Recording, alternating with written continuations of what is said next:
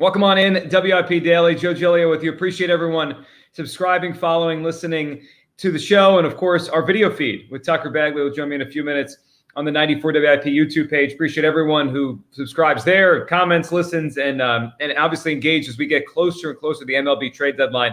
The Phillies keep playing really good baseball. The bullpen did its job last night. Nola was really good against the Brewers.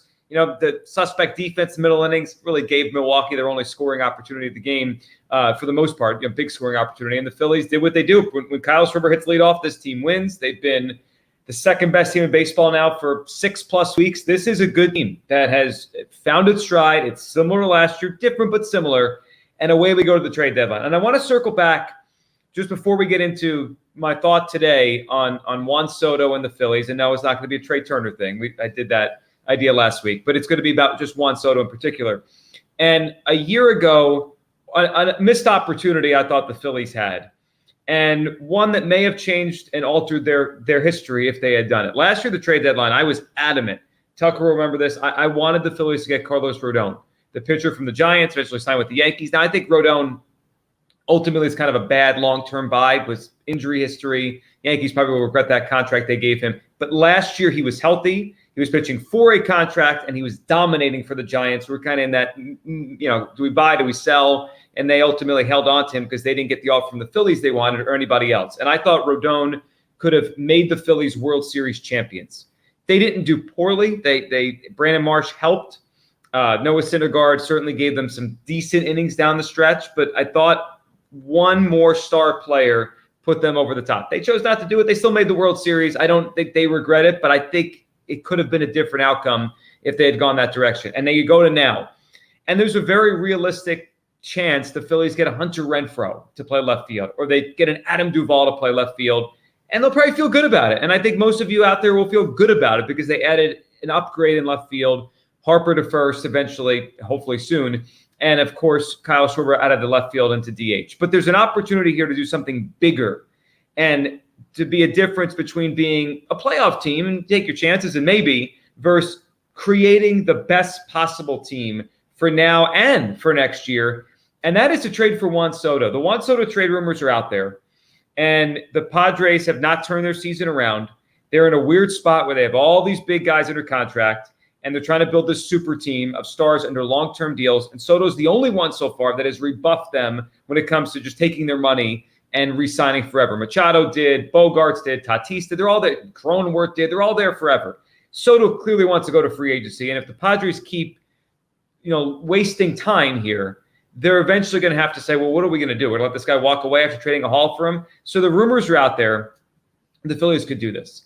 And yesterday, FanDuel, which I think is interesting, and I love FanDuel and endorse them and use their app when I bet on anything, they put out an idea for a trade package involving Juan Soto, and it was a who says no thing. And it was Phillies receive Juan Soto, Padres receive Andrew Painter, Justin Crawford, Carlos De La Cruz, and Jaden Astancida. I may be mispronouncing that. He's one of their lower level prospects, number 27 in the system. The bottom line, it's Andrew Painter. Like Andrew Painter, Justin Crawford is the hook there to give up. And I saw a lot of reaction that no, people would not do it. People wouldn't trade Andrew Painter for Juan Soto. I would absolutely trade Andrew Painter for Juan Soto to bring him to Philadelphia. And it's interesting, a couple things I've noticed, and I think this past weekend really turned it up to a different level. So we'll get to the Painter side of this in a second and why I'm willing to trade him. But let's just focus on Juan Soto for a second. I think sometimes watching a baseball player in a small sample can give you just throw the picture off. I'll put it that way. You won't really have the full picture of a player in baseball if you watch him in a very short sample. I think in other sports, you can. Like you watch a football game or two of a quarterback or a player, you got a pretty good feel of what that player is. Small sample sport.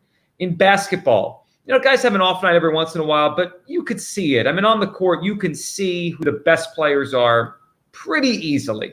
But baseball is different. Baseball, you can have a tremendous player have a terrible series. Like you can go watch the best player in the world. Obviously, that's Shohei Ohtani right now. But whatever, over the course of the last 25 years, pick out the time and moment, whether it be Alex Rodriguez, Barry Bonds, Mike Trout, and you can watch them go 0 for 12 and have a flub in the field. And if you don't know anything about the player, you'd say, that guy's not any good. Obviously, those are great players. And Juan Soto had one of those kind of weekends in Philadelphia this past week, and he wasn't great in the NLCS last year. So the memory right now of Juan Soto is like, he maybe is not that great. The reality is he is one of the greatest young offensive players in the history of baseball. I just want to lay this out on why, if the Phillies have an opportunity to get Juan Soto and to add him to this lineup, they go do it. So, number one, he's not good, he's great. Juan Soto, since arriving to the big leagues as an 18-year-old in 2018, he's 10th in WAR. So his age, 19 years old he came up, 19 to 23, right? This age range he's been in over the course of his big league career. He's been the 10th most valuable player in baseball as a teenager into his early 20s. He hasn't come close to his prime yet. He's going to be a top 5 player likely for a long time, or a top 10 player at bare minimum. He's been that great. He is number 1 in Major League Baseball in on-base percentage since he arrived to the big leagues as a 19-year-old. I mean, this isn't just rare. It's unprecedented for someone this young to be this good. He's 14th in slugging. He's 8th in runs. He's 20th in home runs. He has been, by any measure, a top 10 offensive player from the moment he arrived in the major leagues. He's having another big year. I think he's 6th in OPS right now. Hit a home run double last night against Toronto. So we know how great he is. And as far as adding him to the mix of a contending team, the Padres right now look like a weird team that just is not gelling, not enough depth. They're kind of going the wrong way where they may sell and it's just not working. But let's not have that be a reflection on Juan Soto. They were kind of meandering last year. They traded for him. They made the NLCS. Juan Soto, at 20 years old, won the World Series, slugged over 700 in a World Series.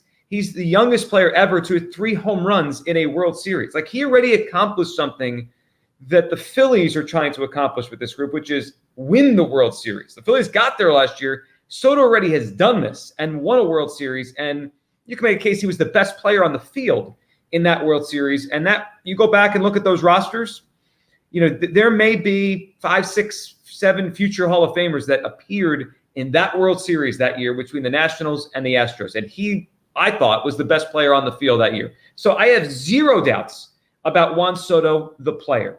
We already know there's a lot of connection here in Philadelphia. The whole plane ride last week, coming back, but he was teammates with Trey Turner, teammates with Bryce Harper, Kevin Long connection. The Phillies have had a really good pipeline of signing free agents, so maybe this is kind of a year-and-a-half tryout. So there's a lot to this. And as the Phillies move Bryce Harper to first base, and they want to get Schwarber out of left field stands as where they're probably going to upgrade. I was listening to Dave Dombrowski on John Heyman and Joel Sherman's podcast this morning, and Dombrowski was really laying out that left field is going to end up being the priority, that they believe Bryce Harper could play first base. They want to get Schwarber off his feet in the outfield, and they're likely to go get a bat. And he referenced more of he wants a difference maker. And he also talked about how it doesn't necessarily have to be a right-handed bat, because the Phillies lefties like Bryce Harper, Bryce Estott, they can hold their own against left-handed pitching. They're not in dire need to go get a right-handed bat. I think it would kind of balance things out, replace Rhys Hoskins, but it's not a dire need. They could do the left-handed bat thing. So, like, Soto fits in every way. And it feels like there's this thing where people don't think he's great. He absolutely is. And one thing before we get to Painter, and then we'll get Tucker on with his reaction.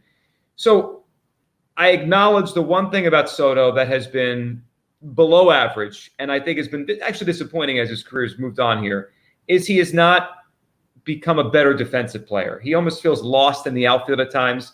I don't think with his physical ability and his age, he's a DH this young. He shouldn't be.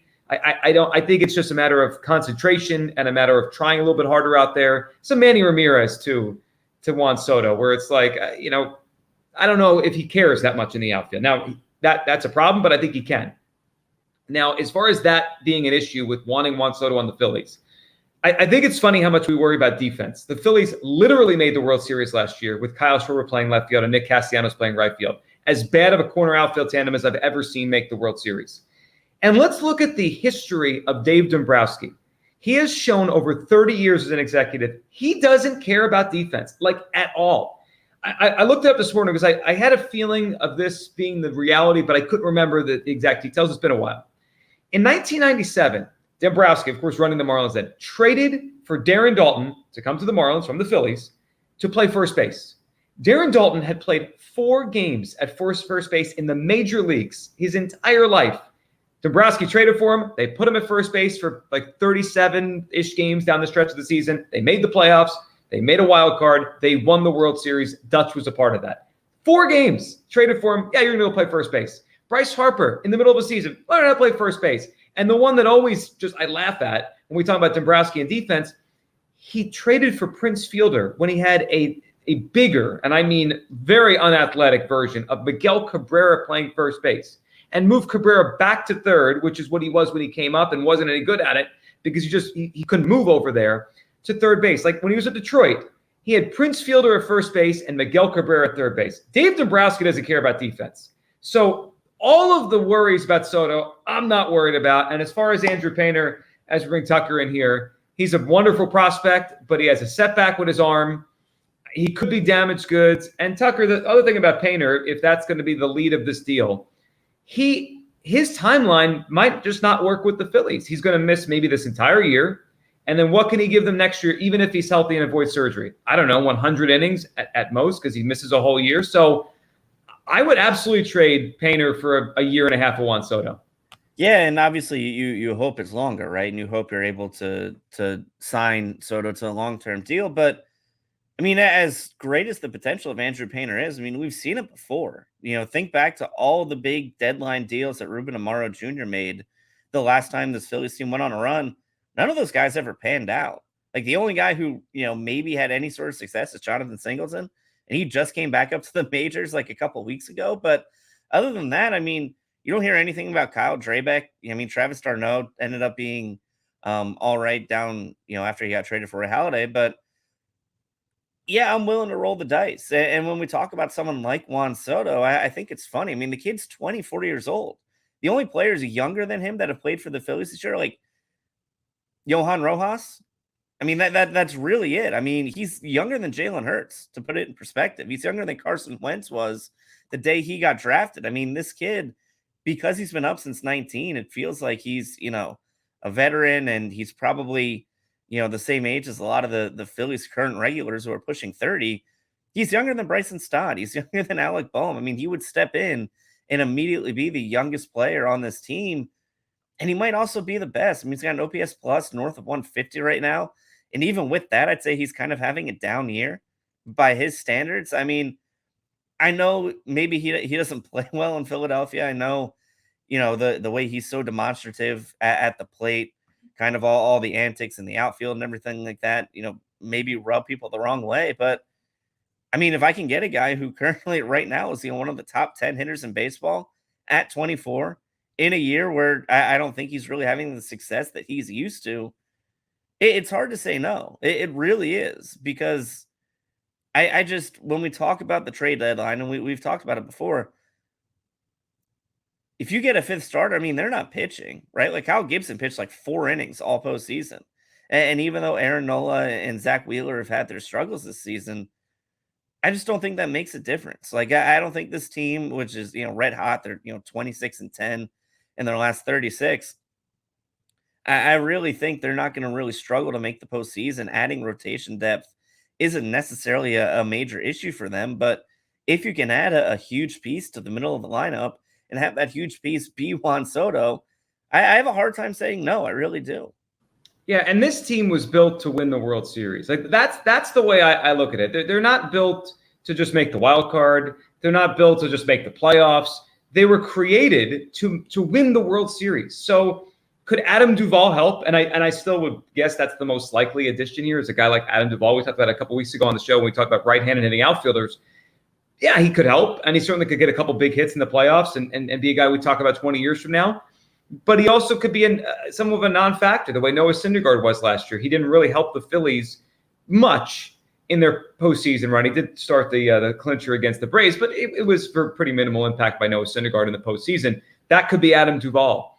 Juan Soto is going to have an impact. He is going to change the game every at-bat he has. Plus, unlike some other ideas that are out there for the Phillies, he's not a rental. You get him for next year, too, so you take 2 cracks at the World Series with a guy who's already performed on that stage at the highest level. I know people fall in love with prospects, and Andrew Painter, the first time I watched him, I said he reminds me of Justin Verlander, but he's already got elbow issues. And his timeline to come up and be a real contributor to the Phillies may not match up with this group's timeline. Maybe it's 2 or 3 years from now that he actually establishes himself as a 30-start guy in the major leagues, which is fine. I mean, he's a young kid. That's his trajectory. But this group's trajectory is now, and Juan Soto fits that. If the Phillies can get Juan Soto using Andrew Painter, I think it's the right use of resources. Go get Juan Soto. Appreciate everyone listening, following, subscribing to the podcast. Back tomorrow. And, of course, subscribe to the 94 WIP YouTube page for all WIP dailies, Clap Your Hands, and the High Hopes podcast. Thanks so much for listening and watching.